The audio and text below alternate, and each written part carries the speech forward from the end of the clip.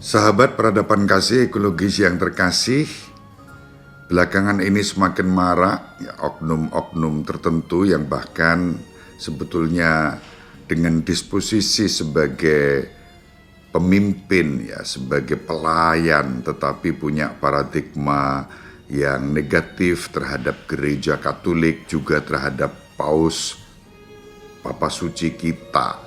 Bahkan ada yang menyebut bahwa Paus itu antikristus. Apakah demikian? Pasti tidak. Saya berterima kasih kepada saudaraku, meskipun kami belum pernah bertemu secara langsung, Bapak Bambang Nursena, yang mempunyai penjelasan bagus bahkan sudah 3 tahun yang lalu kalau saya ikuti timeline di YouTube yang beliau unggah. Menurut saya itu sangat bagus, sangat menarik. Lalu kita bisa belajar dari yang beliau sampaikan. Kalau beliau saja dengan pandangan-pandangan yang sangat bertanggung jawab membela otoritas gereja Katolik, otoritas Bapak Suci Paus sebagai pengganti Petrus sebagai wakil Kristus di dunia ini, mengapa justru juga termasuk orang Katolik tertentu, oknum pendeta tertentu menyerang otoritas gereja Katolik dan kepausan itu? Kita ikuti apa yang disampaikan oleh saudara kita, Bapak Bambang Nursena, yang menurut saya sangat bagus. Paus bukan antikristus, Paus bukan dajjal, Paus selalu taat dan setia kepada Kristus bersama dengan gereja Katolik Roma. Kita ikuti apa yang disampaikan oleh Pak Bambang ini. Sangat menarik. Benarkah Paus adalah Dajjal dan Lucifer? Dan tuduhan ini menurut saya sudah sangat keterlaluan, ya. Selain tidak didasari atas keahlian yang benar, setuju. Gereja lain juga ini sudah mengandung fitnah terhadap gereja Katolik. Puji Tuhan, syukur pada Allah. Menghubungkan Paus dengan antikristus, ini sungguh-sungguh sangat keterlaluan. Saya menggunakan istilah Dajjal karena istilah ini lebih populer di Indonesia, diserap melalui bahasa Arab yang aslinya sesungguhnya berasal dari bahasa Suryani, yaitu bahasa Aramaik. Dari sini kita mengetahui konteksnya yang benar. Dan ciri Dajjal, ya, yang di dalam bahasa Suryani itu artinya pelawan atau anti. Atau di tempat lain diartikan sebagai pseudo atau tiruan. Maka dengan demikian, Masiha Dagala di dalam bahasa Suryani artinya adalah antikristus, artinya pelawan Al-Masih, sekaligus adalah pseudo Kristus, Al-Masih palsu. Ungkapan pseudo Kristus itu misalnya disebutkan di dalam Injil Matius pasal 24 ayat 24 di dalam bahasa Suryani, bahasa Aramaik, yang sampai sekarang dipertahankan di dalam gereja-gereja berbahasa Syriak, ya, seperti gereja Katolik Syria, Ortodoks Syria, Maronite, gereja Asiria Timur Katolik, dan sebagainya.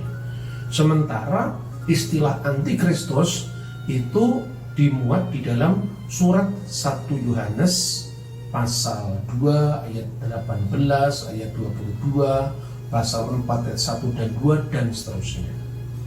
Jadi arti yang pertama bahwa peniru Kristus, dan arti yang kedua adalah pelawan Kristus.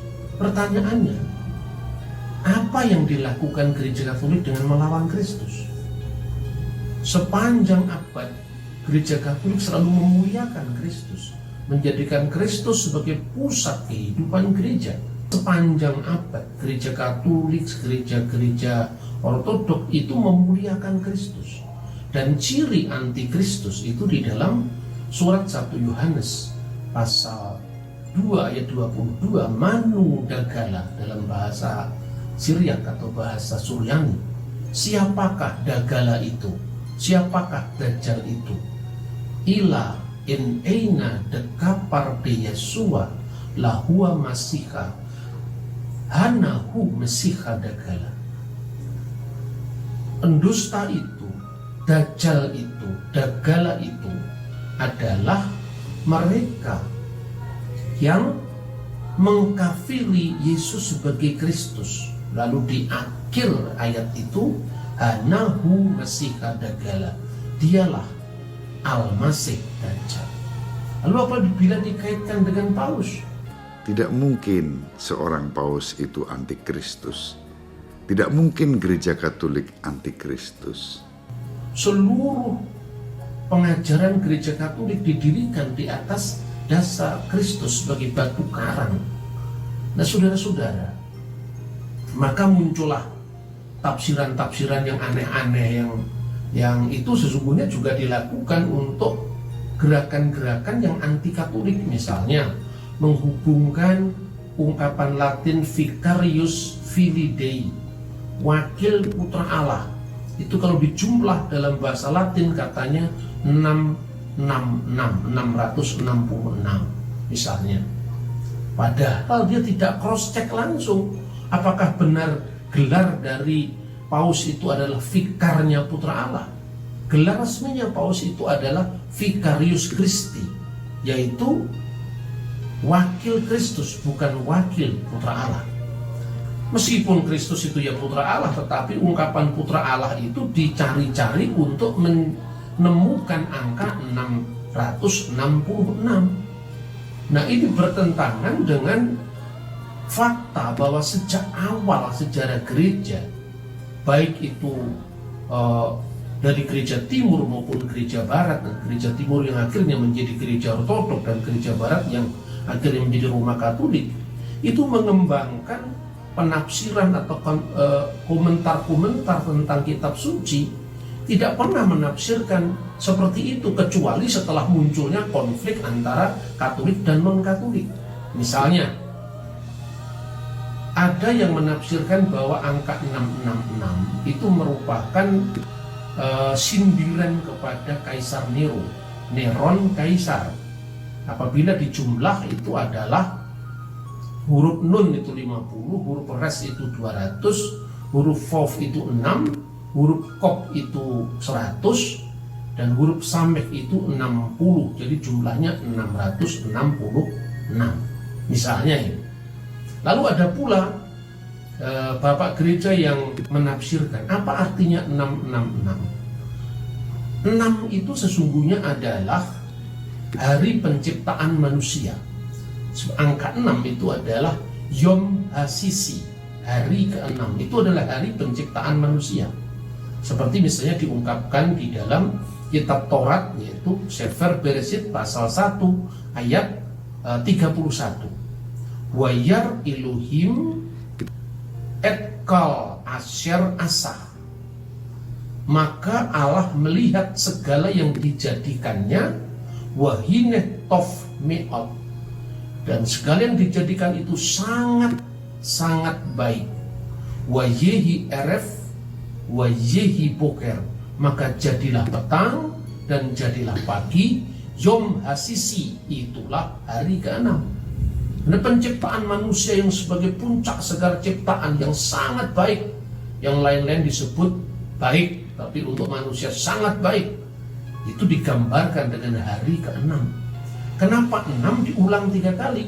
Karena angka 3 itu adalah angka ilahi, angka Trinitas, dan itu bukan sekedar pada zaman Perjanjian Baru. Sekalipun orang Yahudi tidak meyakini Trinitas sebagaimana diformulasikan oleh Perjanjian Baru, bapak-bapak gereja, murid-muridnya para rasul, murid dari muridnya para rasul, sampai puncaknya di konsili. Tetapi angka 3 itu adalah angka penyembahan. Kados, kados, kados, Adonai Sefaot. Kudus, kudus, kuduslah Tuhan bala tentara, atau Tuhan semesta alam. Melu kalha arets kiputu. Kemuliaannya memenuhi seluruh bumi. Dan itu kemudian oleh gereja purba dikembangkan dalam pujian yang sama dengan ketika dulu di sinagog atau di rumah ibadah Baitul Maqdis itu dilantunkan tentang 3 kali kados atau 3 kali kudus ini. Di dalam ritus Latin misalnya Sanctus Sanctus Sanctus Dominus Deus Sabaoth misalnya. Begitu juga di gereja-gereja timur. Jadi angka 6 itu menunjuk kepada angka penciptaan manusia, tapi mengaku dengan angka ilahi 3 tadi, Bapa, Putra, dan Roh Kudus. Maka itu artinya orang yang mengaku diri Allah. Dan itu adalah sindiran untuk kaisar-kaisar Roma pagan yang waktu itu mengaku diri sebagai Tuhan, sebagai Theos maupun sebagai Kurios, sebagai Tuhan dan sebagai Allah. Nah, yang kedua, yang lebih konyol lagi ini, dan saya sebetulnya sudah menanggapi ini tahun 2003 ketika saya menulis buku yang berjudul Menyongsong Sang Ratu Adil, yang mengkaitkan bahwa Paus itu adalah Lucifer dan Lucifer itu adalah setan. Kejam sekali kau. Kita juga mendapat pemahaman tentang siapa itu Lucifer yang selama ini salah kaprah. Memang dalam arti tertentu Lucifer itu dipahami sebagai malaikat yang dicampakkan Allah dari surga karena tidak mau bersembah sujud kepada putra Allah. Tapi Lucifer sendiri dari kata lux yang berarti cahaya, dan cahaya itu cahaya Kristus, bahkan Kristus sendiri, Kristus yang bangkit, yang setiap malam Paskah, Pak Bambang mungkin split of the tongue menyebut prapaskah, tapi itu masa Paskah. Pada malam Paskah para imam dan umat mengidungkan pujian exultat, syukur atas kebangkitan, dan Kristus sebagai cahaya, sang bintang timur, bintang kejora. Lux, Lucifer itu sang cahaya, tapi seringkali dianggap salah kaprah sebagai kepala setan saja. Punya banyak makna. Ada sejumlah makna tentu dari kata lux, Lucifer, cahaya, nama seorang santo yang membela ajaran Kristianitas yang benar berhadapan dengan Arius. Tetapi memang ada Lucifer dalam arti malaikat yang jahat, pemberontak terhadap Allah. Tapi Kristus, sang bintang timur, juga diberi gelar Lucifer. Dan ada Lucifer yang seorang santo. Paus tidak mungkin setara dengan itu. Flamasius Lucifer macutinus inveniat ile inquam Lucifer questit occasum Christus filius tuus. Lah ini Paus menyembah Lucifer, tidak salah lagi. Paus menyembah Lucifer, ini bukti baru. Gila ini. Dan itu muncul begitu pedenya. Saya kadang-kadang kok ya belajar dulu bahasa Latin, pikir saya gitu loh. Saya ini tidak ahli bahasa Latin. Tapi cobalah, apa maknanya ketika Misa Fikil Prapaskah itu di ritus Roma ya, dikatakan Flamasius Lucifer tadi. Itu artinya sebenarnya tidak ada kaitannya dengan Lucifer, demit atau setan, itu tidak ada.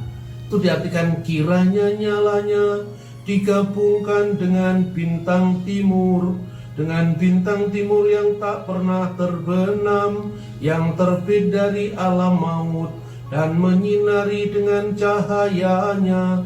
Dialah Kristus Putra Bapa. Kata Roma Irama, terlalu. Tuduhan yang sama sekali tidak terpelajar, tapi menjadi viral beberapa tahun lalu. Dan saya di dalam ceramah-ceramah saya selalu menanggapi ini, tapi dengan nada guyonan saja lah, karena ini memang ya kelompok orang-orang yang memang tidak berbasis data, tidak pernah cross check sumber, dan disemangati oleh kebencian yang diwariskan selama berabad-abad terhadap gereja Katolik. Nah sekarang pertanyaannya, kenapa itu Lucifer? Lah Lucifer itu artinya apa dulu? Terus kemudian yang menamakan demit atau setan sebagai Lucifer itu siapa dulu, kan begitu mestinya dilacak sejarahnya. Nah begini saudara-saudara, kejatuhan setan itu disebutkan di dalam kitab Nabi Yesaya pasal 14 ayat 12. Di situ tidak ada kata Lucifer. Sebetulnya di dalam teks bahasa Ibrani itu berbunyi Eknapalta misemayim Helel ben Sakhar. Wah, engkau sudah jatuh dari langit, hai engkau bintang timur, putra fajar. Nah di sini disebut Helel ben Sakhar. Ya, kalau orang Yahudi mengenal yang namanya Tefilah Sakharit, itu artinya sembahyang fajar, sembahyang pagi, ya, yang kemudian dilestarikan oleh gereja-gereja ortodok dengan sembahyang jam pertama, sholat saatil awal. Itu sejarahnya begitu. Dan kemudian dari mana asal usulnya kata Lucifer itu? Pada abad keempat, seorang bapak gereja Latin yang sangat terkenal namanya Santo Hieronymus. Dia tinggal lebih dari 25 tahun di kota suci Bethlehem. Sekarang tempat dia menerjemahkan kitab suci namanya Vulgata. Itu dikenal sebagai Gua Hieronymus di dekat Kanisah Al-Mahad, gereja kelahiran Kristus di Bethlehem. Nah pada abad keempat itu dia menerjemahkan apa yang saya sebut tadi, Biblia Sacra Vulgata. Alkitab dari bahasa Ibrani ke dalam bahasa Latin, Alkitab dalam bahasa Yunani untuk Perjanjian Baru ke dalam bahasa Latin. Lalu kitab Yesaya pasal 14 ayat 12 itu diterjemahkan dalam bahasa Latin, Quo mutu cesi disti dekailo Lucifer kue mani oriubaris. Diartikan, wah engkau sudah jatuh dari langit, wahai Lucifer kue mane oriubaris, Lucifer putra fajar. Tetapi masalahnya tidak hanya dalam Yesaya pasal 14 ayat 12 kata Lucifer muncul. Lucifer itu artinya bintang timur, itu kata yang netral. Itu juga muncul dalam makna positif dan bukan dalam makna negatif seperti tertulis dalam kitab Yesaya. Misalnya di dalam terjemahan Vulgata itu kata Lucifer juga muncul di dalam surat 2 Petrus pasal 1 ayat 19. Di sana disebutkan, dengan demikian kamu makin diteguhkan oleh firman yang telah disampaikan oleh para nabi. Alangkah baiknya kalau kamu memperhatikan firman itu tadi, sama seperti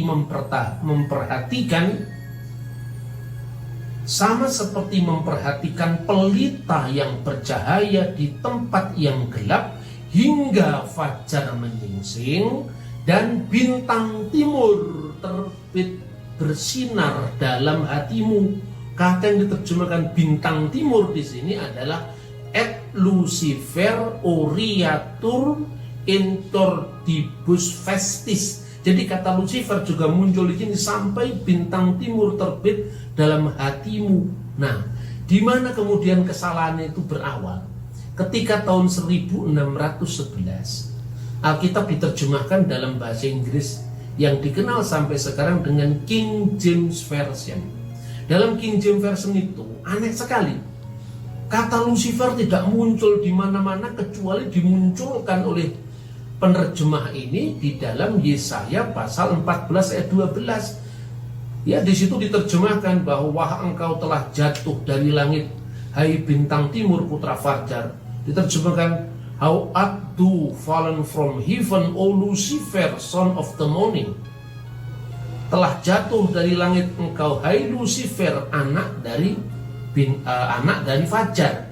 Padahal dalam teks King James yang lain-lain diterjemahkan misalnya morning star, ya. Hanya di sini Lucifer itu muncul. Akibatnya pembaca Alkitab dalam bahasa Inggris menganggap bahwa Lucifer itu jenenge demit, Lucifer itu sebagai nama setan itu loh. Itu kan orang kurang membaca.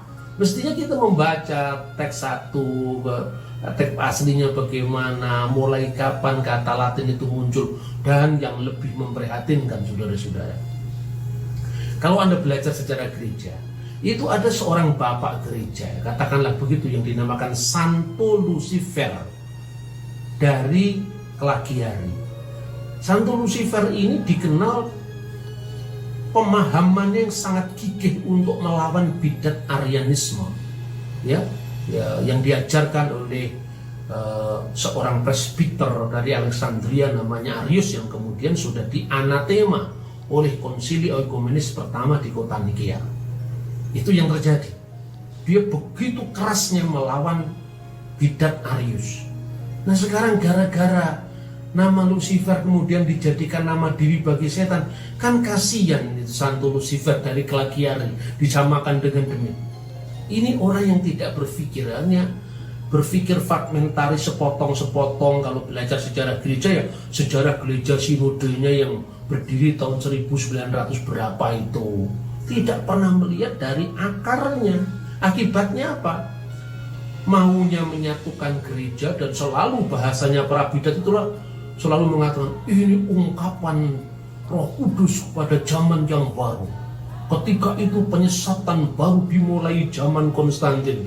Aduh, ini orang keterlaluan ini. Orang tidak membaca sejarah tapi begitu pede. Itu apa namanya? Saudara-saudara. Nah sekarang saya ngadepi kelompok-kelompok begini ini sebetulnya juga bosen ya, karena sudah lama sekali saya bergerak di bidang, ya baik itu adalah gerakan oikumene maupun gerakan lintas agama. Bagaimana membangun kesalingpahaman, bukan hanya antar Kristen dengan agama lain, sekalipun kita tidak dalam posisi bersetuju, tapi tidak posisi untuk menyalahpahami. Kita kembangkan dulu lah antar sesama Kristiani. Ya, saya berikan contoh. Biasanya saya menanggapi dengan guyonan begini. Kalau Anda membaca Alkitab, banyak Alkitab terjemahan, Anda bisa bingung. Kenapa? Coba kita tanya dulu. Dalam bahasa aslinya, iblis dan setan itu apa? Dalam bahasa Ibrani, setan itu ha-syatan. Ha itu kata sandang, definite artikel. Pendakwa itu artinya ha-satan.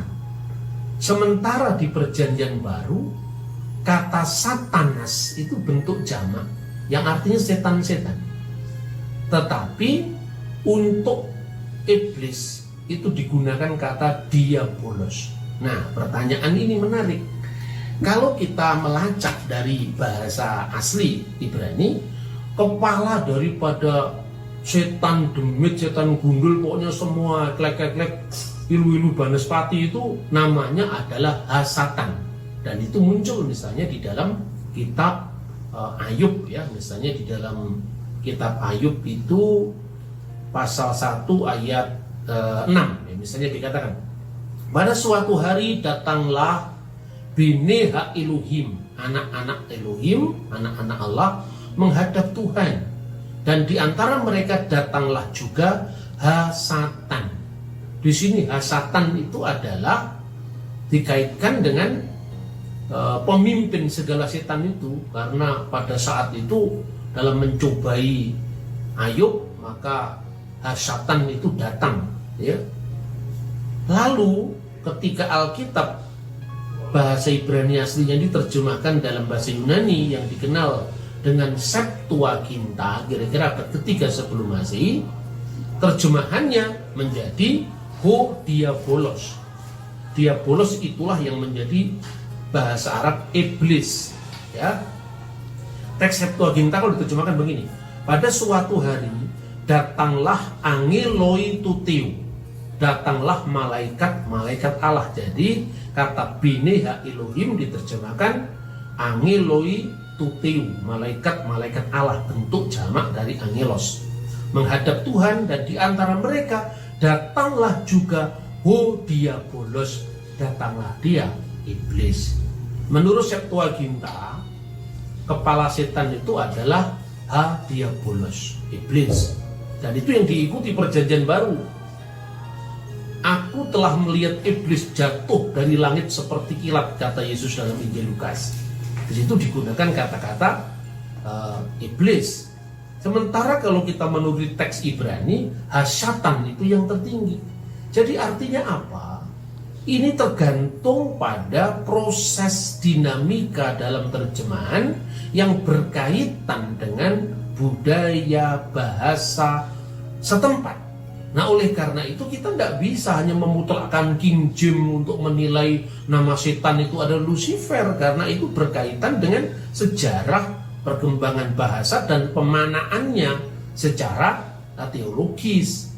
Nah, oleh karena itu kalau Anda lihat, kalau kita hanya membaca Alkitab dalam bahasa Indonesia, bahasa Jawa, pokoknya Alkitab terjemahan, pasti kita bertanya, loh, kalau gitu kepalanya setan-setan itu siapa namanya? Hasyatan.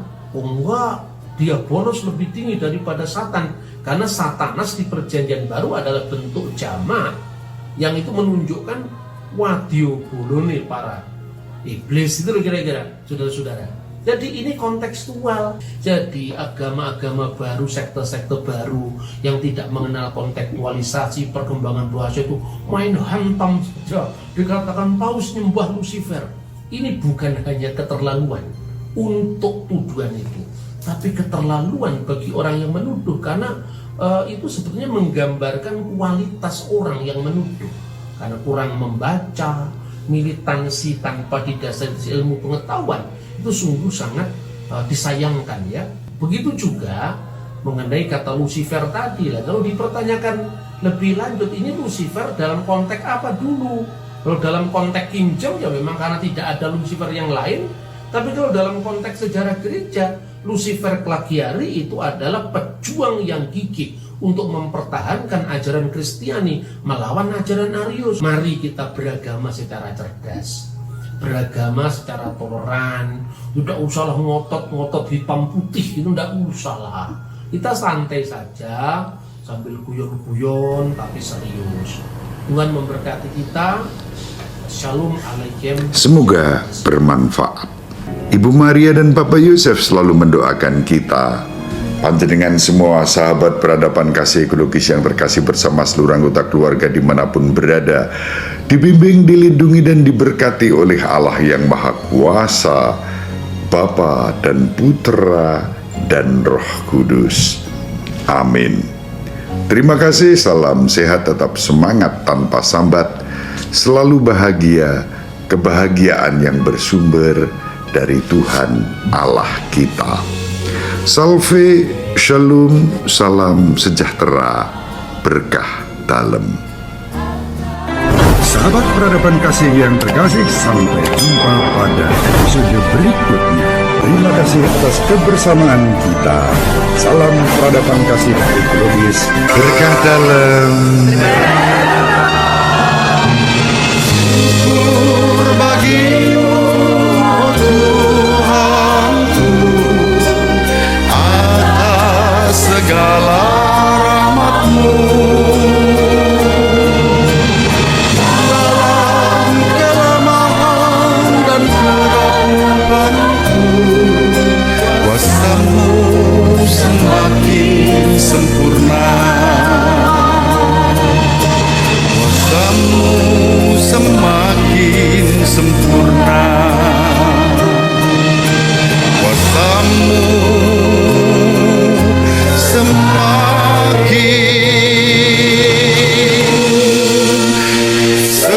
sempurna.